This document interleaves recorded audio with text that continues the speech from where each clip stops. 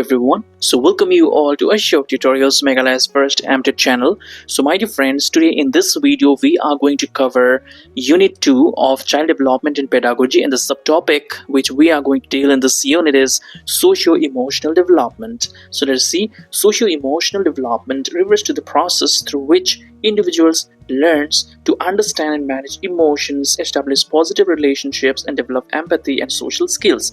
It is a critical aspect of overall development and significantly influences a person's ability to interact effectively in society. Now you see, what is socio-emotional development? So it is the development in which a child will learn how to manage his or her emotions. Emotions are like anger, sadness, happiness, right? So how are we able to control our emotions? Then how well we can build positive relationship with the people around us, and how do we empathize with the people who have different problems or situations, and how do we feel sorry for them, right? So that is how we manage. And what are the different type of social skills which we have, like how to behave in a society, in a family, in front of relatives, in front of teachers.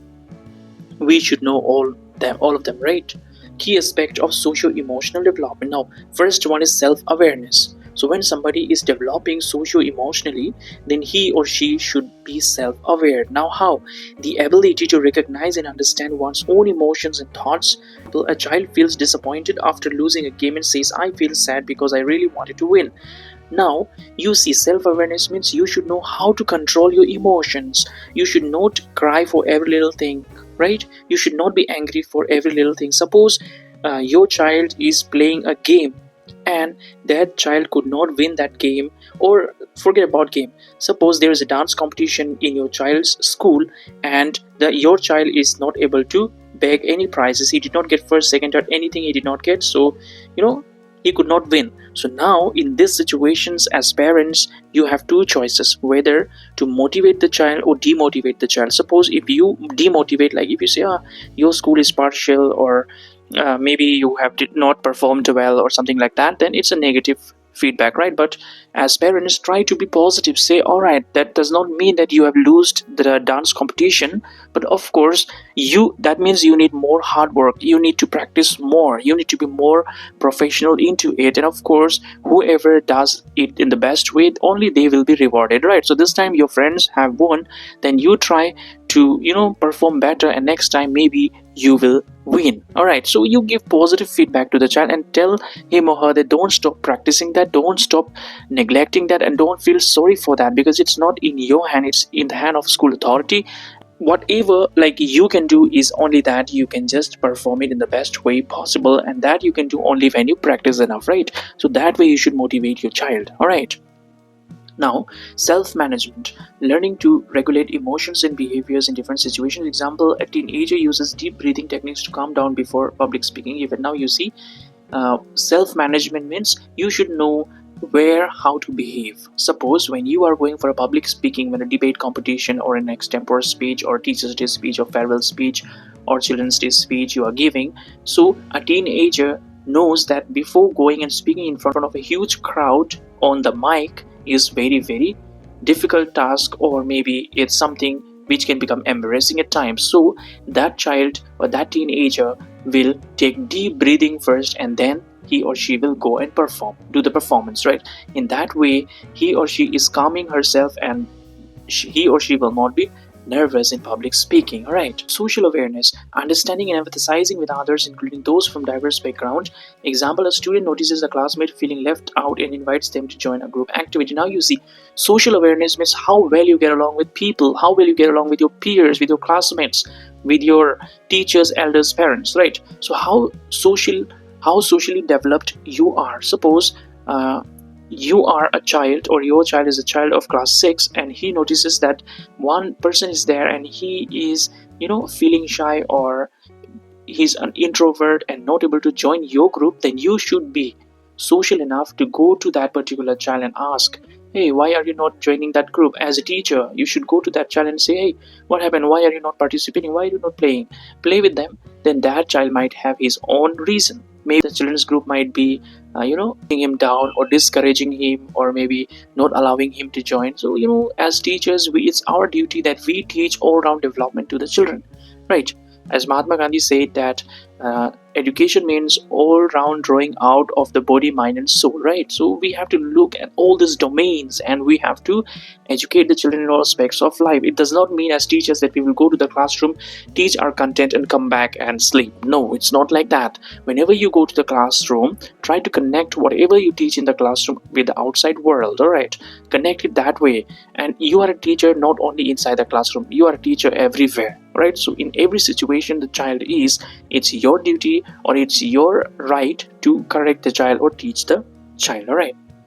Now, relationship skills. Building and maintaining healthy relationship through effective communication and cooperation. A group of children resolves a disagreement during playtime by taking turns to speak and listen. Yes, now you see relationship skills. So whenever a group activity or a group game is going on, suppose a football game between group A and B, and suppose A is the winner, then the participants should not fight among themselves, but they should be mature enough that they speak turn by turn, they speak one by one, so that when somebody is listening, when somebody is speaking, there is somebody to listen, right? It should be that way. It should not be like a fish market, everybody is talking and nobody's listening. Let me tell you one interesting fact. We have got one mouth and two ears, right? Why so? What is the reason? What do you think? So the reason is we have got one mouth and two ears so that we talk less and listen more. All right, you talk less and listen more. Now, number 5, responsible decision making. Making choices based on ethics, safety and the well-being of others. For example, a young adult chooses not to participate in harmful peer pressure, prioritizing personal values. Now you see, making choices, responsible choices means what? You should be responsible. You should wear a helmet when you drive outside or anywhere you're driving. Then you should have some moral values, you should have some ethics, you should know whom to respect, how, right? How to talk in the particular situation. So suppose a young adult might choose that he will not fall into prey, he will not fall prey to his peer pressure. His friends might be asking him for New Year party to come out and join them in drinking or several other intoxicating stuffs. So he should be mature enough that he do not join this kind of peers coming under their pressure, right? It should not be that way. So he should be matured enough and responsible enough that he will not join anything which will cause harm not only to him but to his family as well. Let us see stages of socio-emotional development. See, in the previous video we have seen the stages of physical development and motor development. In this we are going to see the stages of socio-emotional development. So there are different stages. So first one is infancy, that is 0 to 2 years of age. So development of trust through consistent caregiving. Example, a baby cries and a caregiver promptly provides comfort, fostering trust. Now you see, in infants, right, the small children of the age 0 to 2 years, they are not able to talk, they are not able to use gestures. So what do? They cry, and whoever is the caregiver, be it mother or anybody, he or she, they will know that what the child needs. Suppose the child is crying for being hungry, so asking for milk. When the mother gives the milk, the child keeps quiet, right? So how do they know this? They know it because of their consistent caregiving nature, right? Now, early childhood, 2 to 6 years of age, learning to express and manage emotions, beginning to play cooperatively. Example, a child learns to share toys during playtime with peers. Now you will see most of the time children of the age 2 to 6 years that especially the girl child, they love to play with the utensils, right? Like they behave like they are cooking vegetables, they are cooking the rice, they are making tea, coffee for you, and you also have to play with her, right? So that is where they learn the art of sharing. Suppose you have a daughter and your daughter has a friend, so your daughter might have all the toys and your friend's daughter might not have. So your child should be matured enough, socially emotionally developed enough that she is sharing her toys with her friend. So it should be like that way, right? All right, not only about the toys, it should be about chocolates, about eatables, chips, whatever your child is having, she should share it with her friend as well. So this is where they learn the art of sharing. And as parents, we should always teach our children that whatever you eat, you should share with whoever is with you, right? This is our duty as teachers and parents. Middle childhood, 6 to 12 years of age, developing friendship, empathy, and social rules. A child learns to apologize sincerely after accidentally hurting a friend's feelings. Now you see, from the age 6 to 12 years, what happens? The friendship develops. The art of friendship comes into the life of the children. So they start having friends, then they know how to empathize with their friends, and they at the same time follow social rules. Like, it is not a good habit to lie. It is not a good habit to steal somebody's stuffs. It is not a good habit to be unhygienic and come to school without taking bath. So these things they learn, all right. And they also learn that they should be sorry, they should apologize to somebody if they have directly or indirectly hurt that person, right? In order to save the relationship, he or she should apologize to whoever he or she has hurt in unintentionally, right? Now, adolescents 13 to 19 years of age. So exploring identity, managing complex emotions, and forming deeper relationships. Example, a teenager joins a club to explore the interest and build strong friendship with like-minded peers. Now, exploring identity, managing complex emotions, and forming deeper relationship. Now you see, this is adolescence is the advancement, right? It is the period of stress and storm. It is a period of transition from childhood to adulthood, right? So here the child, they want to know, who am I, right? Who am I? What is my purpose in life? And he is learning to control his emotions. Then he also believes in forming deeper bonds with people around. Now suppose a teenager joins a club to explore their interests and build strong friendship with like-minded people. Suppose now in schools we have different type of clubs, right? Eco clubs, scout and guides, then NCC, then NSS. So there the people, the children, they join the club and they learn to be friends with the like-minded people. Because if I like NSS, of course if somebody is joining NSS means he also likes NSS, right? And whatever the activities, whatever the NGO work we do for free, maybe donating old clothes, maybe donating the toys, maybe donating medicines, maybe donating the gifts, so whatever we do, it is for the welfare of the people. So which means if I am doing so, even the other person who have joined the group have the same intention, right? Now, practical strategies for supporting socio-emotional development. Now, how can we support socio-emotional development? So number one, encourage emotional expression. Teach children to label their emotions. I am feeling frustrated, example. Use storybooks or puppets to discuss characters, emotions, and reactions. Now you see, encourage your child to be emotionally expressive. But how? So you should teach your children to label their emotions. For example, I am frustrated, or I am feeling anxious, or I'm feeling angry, or I'm feeling sad, or I'm feeling happy. Example, you can use storybooks or puppets to discuss characters, emotions, and reactions. Alright, so this is the time when children, they love to listen to stories, right? So you should make use of them, and you should find out what is the reason behind the emotional disturbance of the child. Model positive behavior.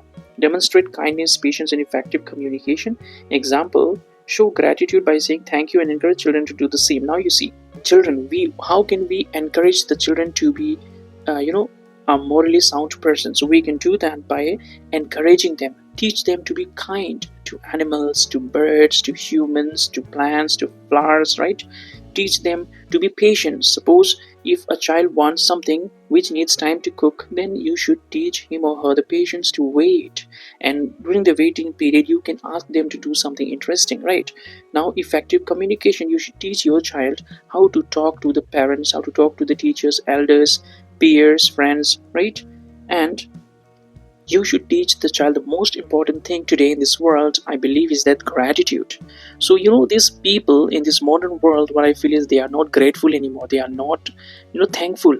Suppose recently means every time it happens that whenever I am sitting on a bus, right? I'm giving you my example. I am sitting in a bus, and then suppose a lady is standing, I give her my seat. Then that lady will not even look at me, and that lady will not even say thank you to me. So this is the level in which we are ungrateful these days. So I believe that you should be thankful. At least say thank you if somebody does something good to you, right?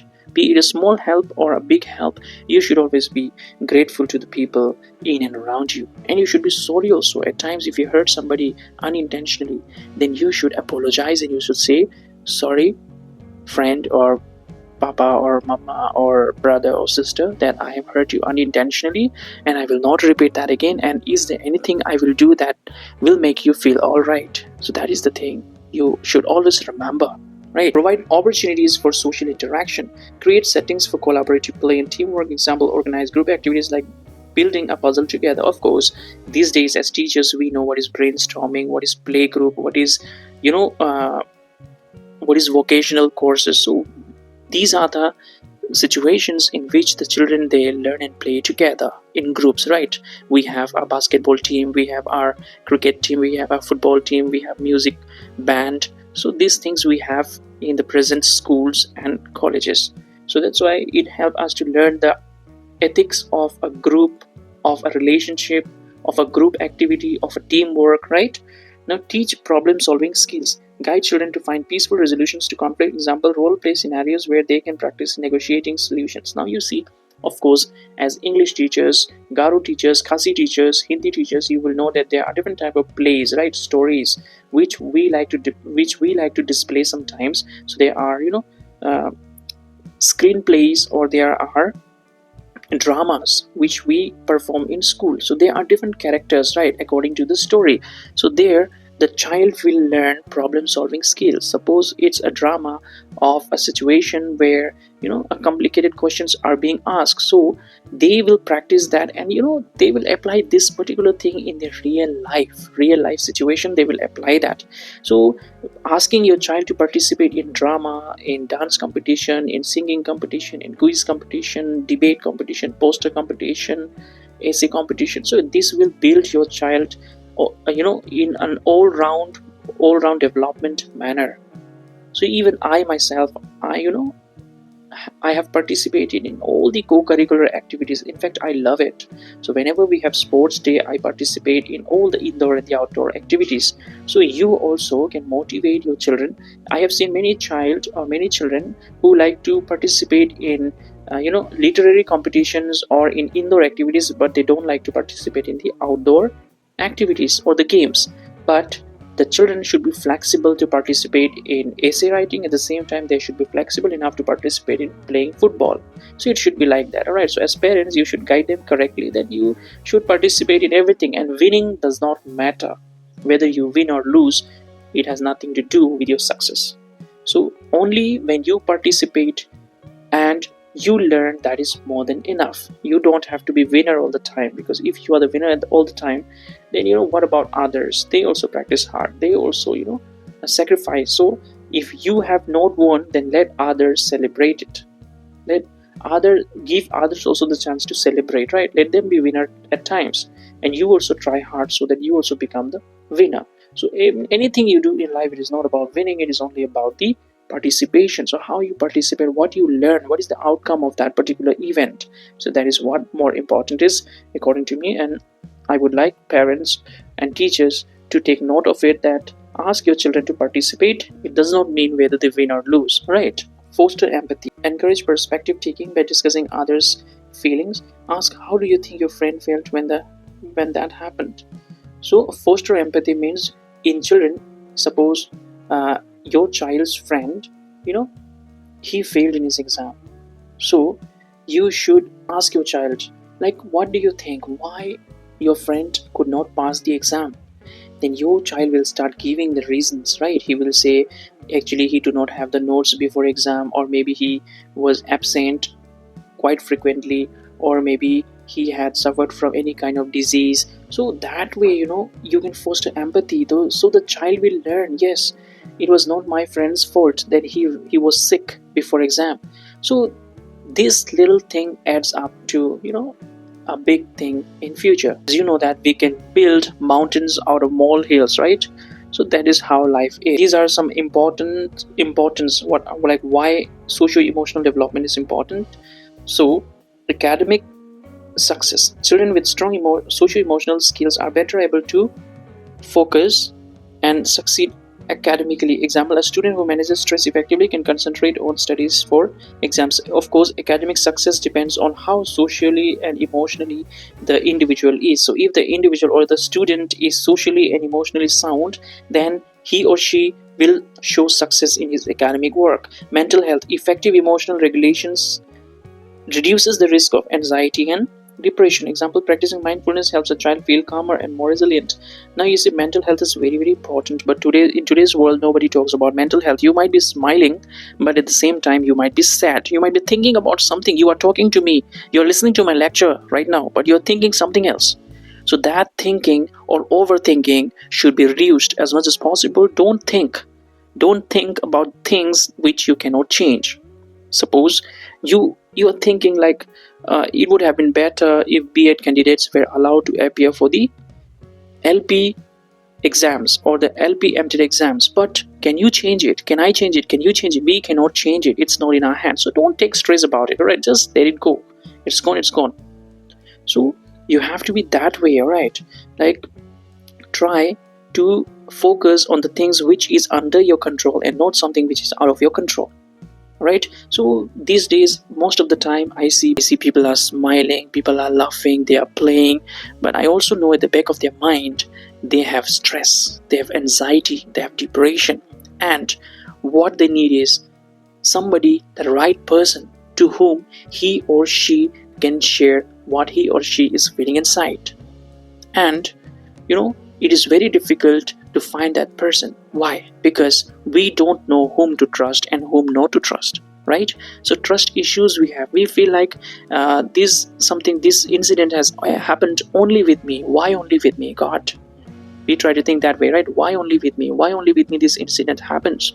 So it's not like that, my dear friend. It happens in everybody's life, but it depends only on how you are taking it, right? So if you feel sad, if you are hurt in the back of your mind, then please try to talk to somebody who can help you with that, finding the solutions to that. And of course, if you don't find anybody, Ashok Tutorial is always there for you, right? I'm always there for you, whatever the situation you have, whatever the problem you're undergoing in life. So I'm always there for you to help you, right? I'm always there.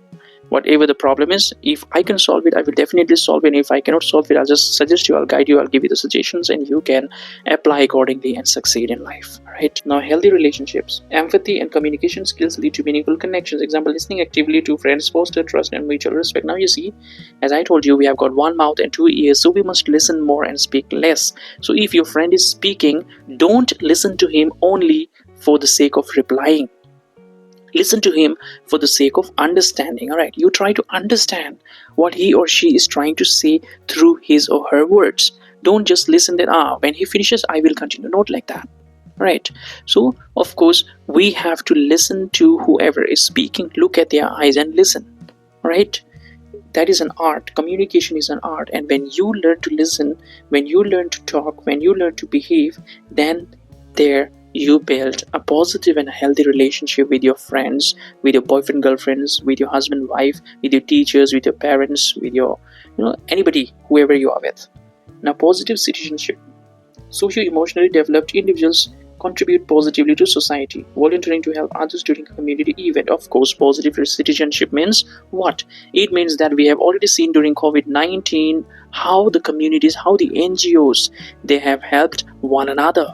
We were all in need, right? We were all in need. And in the time of tsunami, in the time of earthquakes, in the time of volcanic eruptions, in the time of wars, we say that how we help each other, how India is helping other countries, how other countries are helping India, how we are helping Nepal, how we are helping Bangladesh, right? So all these things are making us better citizens of the country, right? Well, so this is all in this video, and I hope you enjoyed this particular video watching and you got to learn many things altogether, right? So I believe that you enjoyed this video and you have got to learn a lot from this video. And thank you everyone for staying connected with the Ashok Tutorials Meghalaya's first MTED channel. Thank you all.